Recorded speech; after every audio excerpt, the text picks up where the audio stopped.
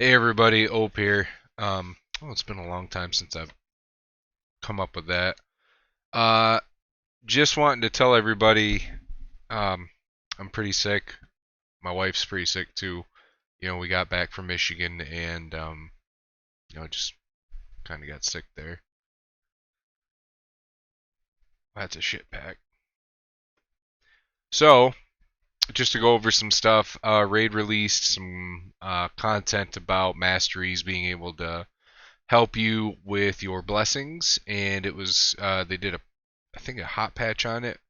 Um, but I'll leave some information in the description below, and you guys can click on that and read it yourselves. It's TLDR. Brimstone can be helped with, I think it's Sniper, and then like Fearsome Presence helps with Reaper because there's a True Fear that gets placed on it.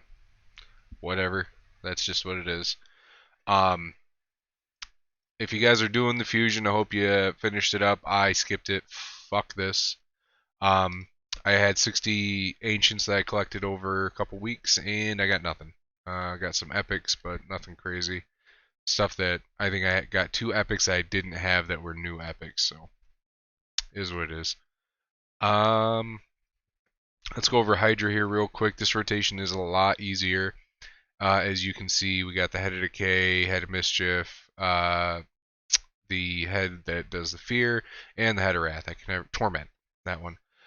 So you're kind of wanting to look at something pretty similar to this. Let me just find my second Duchess.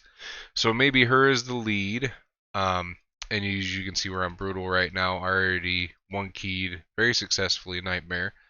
Um, and you can see that we got two Force guys here, and we have Magic. So it wouldn't actually be a bad idea to be like, you know what, I'm gonna bring Uko in, make him the lead because he gets that extra 1% speed. Apologies. Um, and it's a good idea to bring a Geomancer in on this because we have the Head of Wrath starting out. You could also just go ahead and bring in Ugo just as a second to Uko. It's not a bad idea. He's good just by himself, but you need that decreased defense. Could swap her out and just go ahead and be like, all right, well, you know what? I'm gonna put in Lydia. But you do run into the issue that the Head of Torment will proc her to auto attack and constantly fear herself, and that's pretty effing annoying. Um, let's see here. And you could just run two Royal Guards. Boom. Just like that. They're going to weak hit here, but that's okay. Um, really haven't been seeing a lot else of anything lately. So as you can see, we have our increased speed here. We get it here too. We get decreased defense and weaken with strengthen. We get our veil and we get our block debuffs and all that nasty shit. We have our guy that helps reduce the damage on him. We also got the decreased attack on Uko.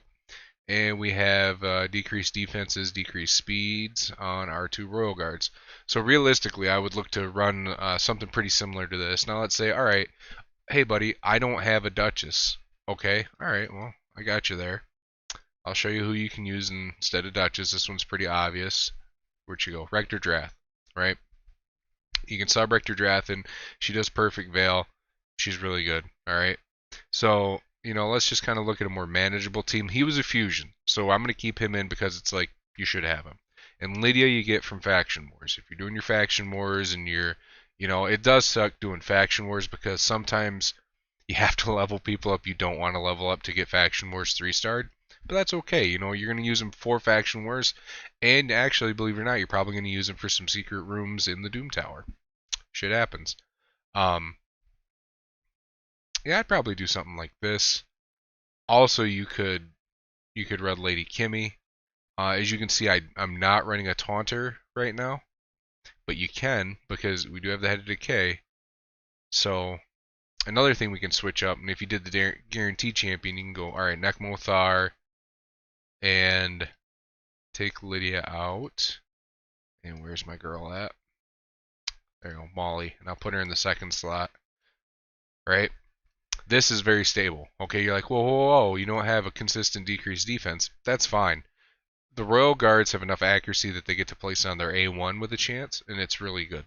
Okay, so you really don't have to worry about that. Um, And you also have the decreased attack, decreased speed, and leech, so you have healing coming off Nekmothar here. It's very helpful.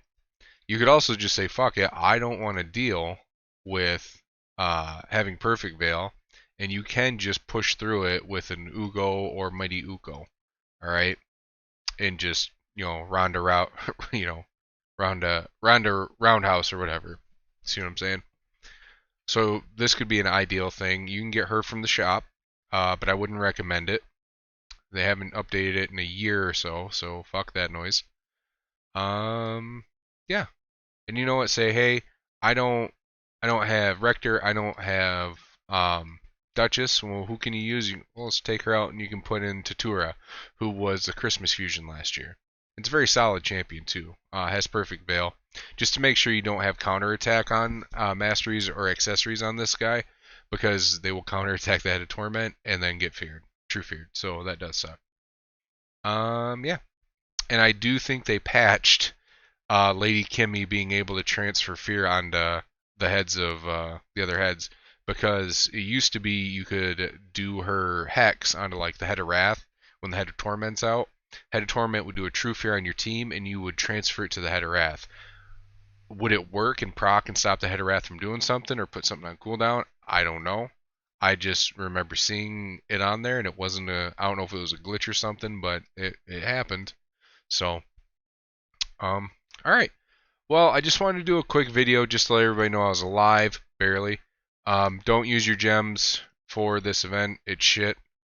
I'm kidding. This is actually probably the best time to get a legendary because you get 2 times chance.